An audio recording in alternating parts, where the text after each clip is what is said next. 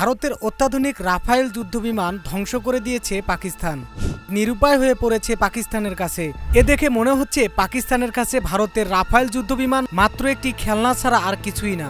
আর এতেই পাকিস্তানের ভয়ে কাঁপছে ভারত। ভারতের আকাশ প্রতিরক্ষার অন্যতম ভরসা ফ্রান্স থেকে কেনা অত্যাধুনিক রাফায়েল যুদ্ধবিমান। কিন্তু সম্প্রতি এই বিমানকে ঘিরেই তুমুল বিতর্ক শুরু হয়েছে বিশ্বে। পাকিস্তান দাবি করছে তারা ভারতের অন্তত ৩টি রাফায়েল যুদ্ধবিমান ভূপাতিত করেছে, যদিও ভারত সরকার এখনও আনুষ্ঠানিকভাবে সেই দাবি স্বীকার করেনি। ২০১৫ সালে ভারতের প্রধানমন্ত্রী নরেন্দ্র মোদীর নেতৃত্বে ফ্রান্সের সঙ্গে চুক্তি করে ৩৬টি রাফায়েল সংগ্রহ করা হয়। এই যুদ্ধবিমানগুলি এখন বিতর্কের কেন্দ্রবিন্দুতে।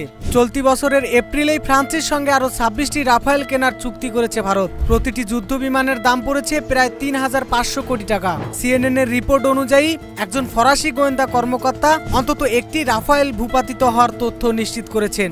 ভারত পাকিস্তান সীমান্তে যুদ্ধ পরিস্থিতি তীব্র হচ্ছে, আর সেই উত্তাপে রাফায়েল এখন কেবল গর্ব নয়, উদ্বেগের নামও বটে।